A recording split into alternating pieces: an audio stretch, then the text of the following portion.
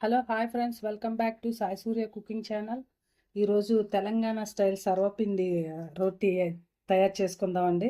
అదే మనం చెక్కలు చేసుకుంటాం కదా, పప్పు చెక్కలు అంటాం కదా, అలాగే దానికి కావాల్సింది అయితే కొద్దిగా బియ్యం పిండి, అలాగే కొంచెం ఉల్లిపాయలు, పచ్చిమిరపకాయలు, వేరుశనగపప్పు, అదే శనగపలుకులన్నీ, అలాగే నానబెట్టుకున్న పచ్చెనగపప్పు, ఒక 2 చెంచాలు నువ్వులు, కొద్దిగా కరివేపాకు. హలో హాయ్ అండి, welcome back to Sai Surya cooking channel. ఈరోజు తెలంగాణ స్టైల్ సర్వపిండి రొట్టె తయారు చేసుకుందామండి. మనం పప్పు చెక్కలు అవి చేసుకుంటాం కదండి, అంటే నేను సంక్రాంతికి, దసరా అలాంటి టైంలో చేస్తాను.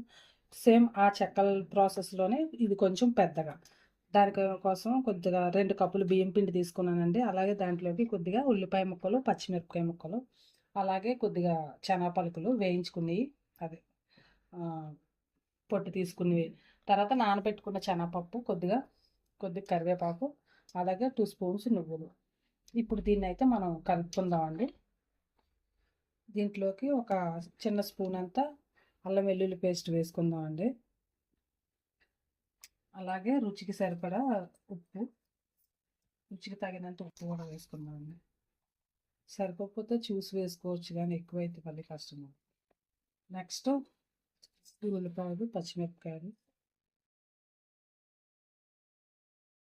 అలాగే నువ్వులు, అలాగే మన ఈ పచ్చెనగపప్పు నానబెట్టుకున్నాం. నెక్స్ట్ ఈ పల్లీలు, ఈ కరివేపాకు, కొద్దిగా జీలకర్ర కూడా వేసుకున్నాం. కొద్దిగా జీలకర్ర అండి, 1 స్పూన్ అంతా, కొద్దిగా. అలాగే 1 స్పూన్ కారం,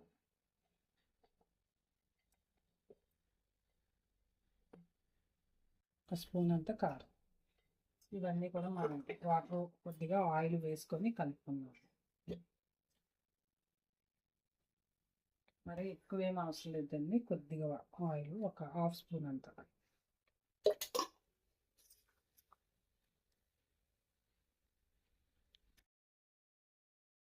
కొద్దిగా వాటర్ కూడా వేసి కలుపుకోండి.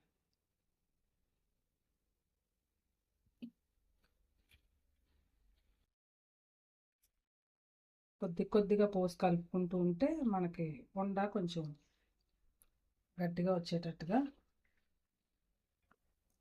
ఒకేసారి పోసుకున్నాం అనుకోండి, పలచగా అయిపోతుంది కదా.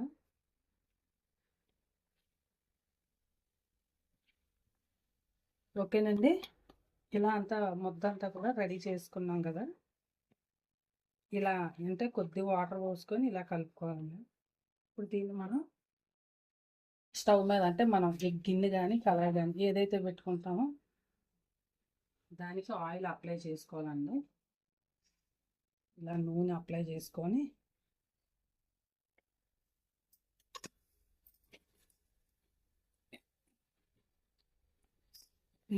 లోతుగా ఉన్న లాంటిది, అది ప్యాన్ అయినా పర్వాలేదు, గిన్నె అయినా, ఇలా కళాయి లాంటిదైనా పర్వాలేదండి.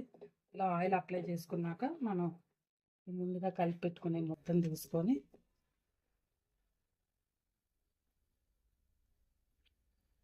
పెద్ద సైజులో కావాలంటే పెద్ద సైజులో, లేదు మీడియం సైజులో అయినా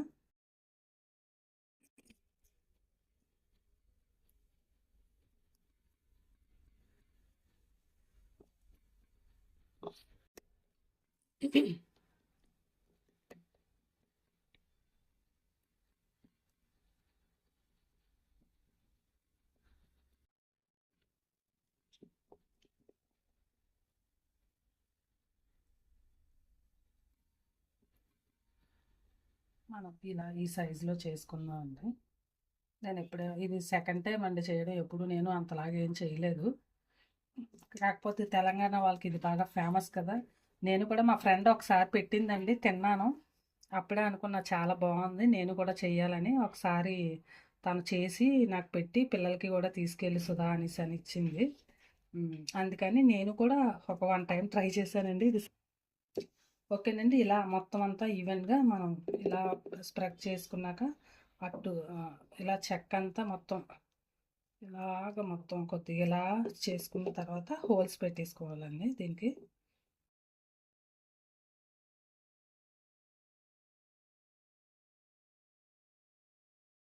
ఓకేనండి, ఇప్పుడు మనం దీన్ని స్టవ్ వెలిగించి స్టవ్ పైన పెట్టుకుందాం. ఓకేనండి, స్టవ్ వెలిగించుకున్నాం కదా. ఇప్పుడు ఇందులో ఈ గ్యాప్స్లో మనం కొద్దిగా ఆయిల్ వేసుకుందాం.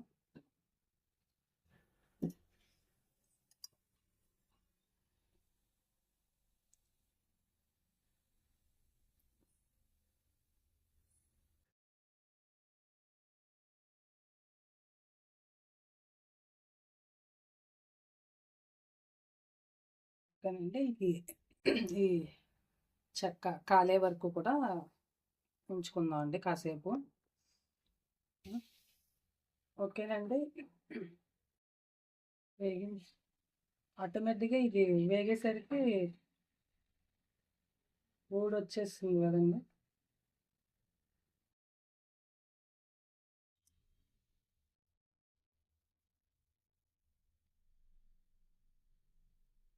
ఓకేనండి, ఇలాగే ఇంకొకటి కూడా వేసుకున్నాం. ఓకేనండి, ఇది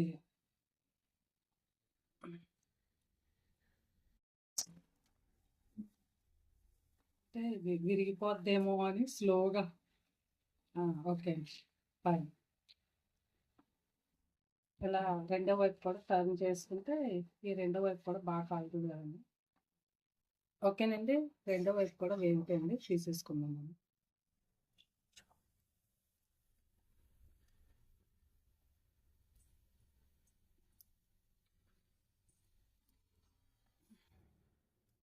రెండోది కూడా ఈ కళాయి చల్లారింది కదా, ఇందులోనే చేసేసుకుందాం. నాకు ప్యాన్ పైన సరిగ్గా రావటం లేదు, అది విరిగిపోయేటట్టుగా అలా వస్తుంది. ఓకేనండి, ఇందులోనే చాలా నీట్గా, అంటే లోతుగా ఉన్న దాంట్లో చేసుకుంటేనే మనకి సర్వపిండి చెక్క బాగా వస్తుందండి. ఓకేనండి, ఇలా అయిపోయిన తర్వాత మనం హోల్స్ పెట్టేసుకుందాం.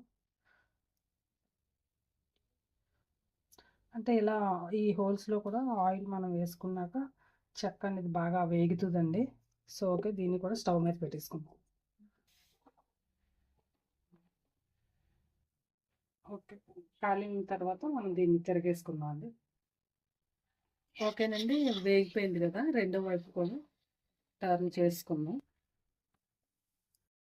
రెండో వైపు కూడా టర్న్ చేసుకున్నాం కదా. ఓకేనండి, అయిపోయింది. ఇప్పుడు మనం ప్లేట్లో పెట్టేసుకుందాం. ఓకేనండి, తెలంగాణ ఫేమస్ సర్వపిండి రెడీ అయిపోయిందండి. సో మీరు కూడా ట్రై చేయండి. నేనైతే అదే పిండితో, బియ్యం పిండితో పప్పు చెక్కలు చేసుకుంటాం కదండి, చిన్న చిన్నగా, అది ఆయిల్లో డీప్ ఫ్రై చేస్తాం. ఇది వెరైటీగా బాగుంది, అంటే ఆయిల్ తక్కువ, తర్వాత ఇవన్నీ కూడా వేసుకొని చాలా టేస్ట్గా ఉందండి. మీరు కూడా ట్రై చేయండి, ఈవినింగ్ స్నాక్ లాగా తినొచ్చు. ట్రై చేసి టేస్ట్ చేసి మీ ఫ్రెండ్స్కి కూడా షేర్ చేయండి. నచ్చితే కనుక ఒక కామెంట్ కూడా పెట్టండి. Please like and subscribe my channel. Bye friends, మళ్ళీ నెక్స్ట్ వీడియోలో ఇంకో వంటతో కలుద్దాం.